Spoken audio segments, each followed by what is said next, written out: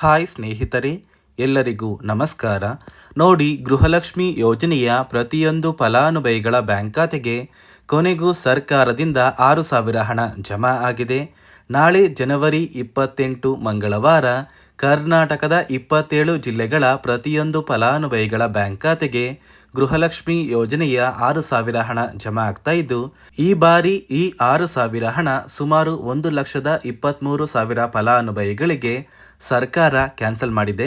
ಕಾರಣ ಏನು ಅಂದರೆ, ಗೃಹಲಕ್ಷ್ಮಿ ಯೋಜನೆಯ ಪ್ರತಿಯೊಂದು ಫಲಾನುಭವಿಗಳಿಗೆ ರಾಜ್ಯ ಸರ್ಕಾರದಿಂದ 5 ಹೊಸ ನಿಯಮಗಳು ಜಾರಿಗೆ ಬಂದಿದ್ದು, ಈ 5 ಹೊಸ ನಿಯಮದ ಆಧಾರದ ಮೇಲೆ ಪ್ರತಿಯೊಂದು ಫಲಾನುಭವಿಗಳಿಗೆ ಸರ್ಕಾರ 6,000 ಹಣನ ಜಮಾ ಮಾಡ್ತಾ ಇದೆ.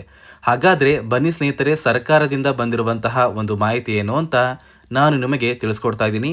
ಅದಕ್ಕಿಂತ ಮೊದಲು ನೋಡಿ ಸ್ನೇಹಿತರೆ, ನೀವೇನಾದ್ರೂ ಇನ್ನೂ ಕೂಡ ನನ್ನ ಚಾನಲ್ನ ಸಬ್ಸ್ಕ್ರೈಬ್ ಆಗಿಲ್ಲ ಅಂದರೆ ದಯವಿಟ್ಟು ಪ್ರತಿಯೊಬ್ಬರು ಚಾನಲ್ನ ಸಬ್ಸ್ಕ್ರೈಬ್ ಮಾಡ್ಕೊಳ್ಳಿ, ಹಾಗೆ ವಿಡಿಯೋಗೆ ಒಂದು ಲೈಕ್ನ ಕೊಡಿ. ಹೌದು ವೀಕ್ಷಕರೇ, ಗೃಹಲಕ್ಷ್ಮಿ ಯೋಜನೆಯ ಸಾಕಷ್ಟು ಫಲಾನುಭವಿಗಳು ಕಳೆದ 1 ತಿಂಗಳಿಂದ ನಮ್ಮ ಬ್ಯಾಂಕ್ ಖಾತೆಗೆ 16ನೇ ಕಂತಿನ ಹಣ ಜಮಾ ಆಗಿಲ್ಲ ಅಂತ ಪ್ರತಿನಿತ್ಯವೂ ಕೂಡ ವೆಯ್ಟ್ ಮಾಡ್ತಾ ಇದ್ರಿ.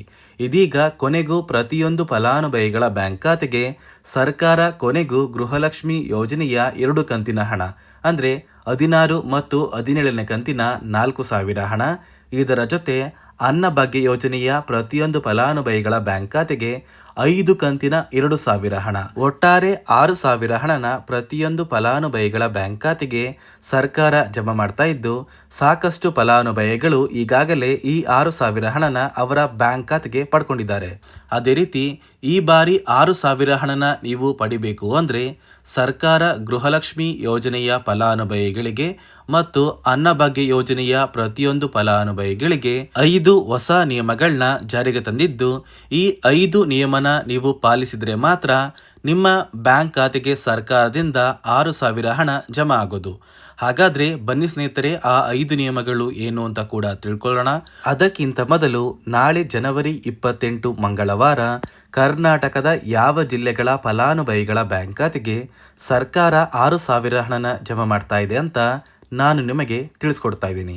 ನೋಡಿ ವೀಕ್ಷಕರೇ, ಮೊದಲಿಗೆ ಬಾಗಲಕೋಟೆ, ಬೆಂಗಳೂರು ನಗರ, ಬೆಂಗಳೂರು ಗ್ರಾಮಾಂತರ, ಬೆಳಗಾವಿ, ಬಳ್ಳಾರಿ, ಬೀದರ್, ವಿಜಯನಗರ, ಚಾಮರಾಜನಗರ, ಚಿಕ್ಕಬಳ್ಳಾಪುರ, ಚಿಕ್ಕಮಗಳೂರು, ಚಿತ್ರದುರ್ಗ, ದಕ್ಷಿಣ ಕನ್ನಡ, ದಾವಣಗೆರೆ, ಧಾರವಾಡ, ಗದಗ, ಕಲಬುರಗಿ, ಹಾಸನ, ಹಾವೇರಿ, ಕೊಡಗು, ಕೋಲಾರ, ಕೊಪ್ಪಳ, ಮಂಡ್ಯ, ಮೈಸೂರು, ರಾಯಚೂರು, ರಾಮನಗರ, ಶಿವಮೊಗ್ಗ, ತುಮಕೂರು, ಉಡುಪಿ, ಉತ್ತರ ಕನ್ನಡ, ಯಾದಗಿರಿ ಮತ್ತು ಬಿಜಾಪುರ, ಈ 27 ಜಿಲ್ಲೆಗಳ ಪ್ರತಿಯೊಂದು ಫಲಾನುಭವಿಗಳ ಬ್ಯಾಂಕ್ ಖಾತೆಗೆ ಸರ್ಕಾರ ಜನವರಿ 28ರಿಂದ ಅಂದರೆ ಮಂಗಳವಾರದಿಂದ ಗೃಹಲಕ್ಷ್ಮಿ ಯೋಜನೆಯ 16 ಮತ್ತು 17ನೇ ಕಂತಿನ 4,000 ಹಣ, ಇದರ ಜೊತೆ ಅನ್ನಭಾಗ್ಯ ಯೋಜನೆಯ ಪೆಂಡಿಂಗ್ ಇರುವಂತಹ 5 ಕಂತಿನ 2,000 ಹಣನ ಪ್ರತಿಯೊಂದು ಫಲಾನುಭವಿಗಳ ಬ್ಯಾಂಕ್ ಖಾತೆಗೆ ಜಮಾ ಮಾಡ್ತಾ ಇದ್ದು,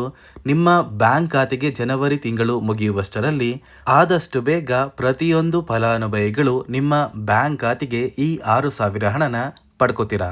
ಅದೇ ರೀತಿ ಈ 6,000 ಹಣನ ನೀವು ಪಡಿಬೇಕು ಅಂದರೆ ಸರ್ಕಾರ 5 ಹೊಸ ನಿಯಮಗಳನ್ನ ಜಾರಿಗೆ ತಂದಿದೆ.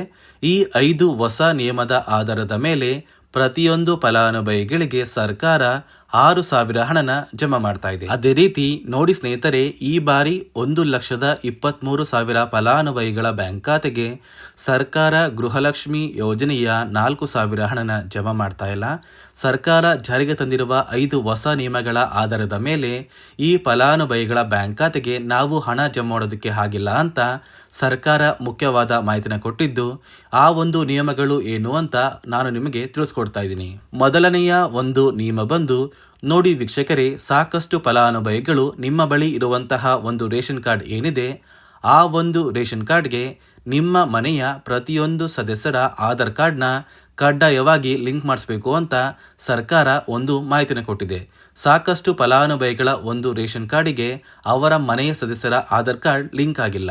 ಆದಷ್ಟು ಬೇಗ ಪ್ರತಿಯೊಂದು ಫಲಾನುಭವಿಗಳು ನಿಮ್ಮ ಮನೆಯ ಸದಸ್ಯರ ಆಧಾರ್ ಕಾರ್ಡ್ನ ನಿಮ್ಮ ಬಳಿ ಇರುವಂತಹ ಒಂದು ರೇಷನ್ ಕಾರ್ಡ್ಗೆ ಲಿಂಕ್ ಮಾಡಿಸ್ಕೊಳ್ಳಿ.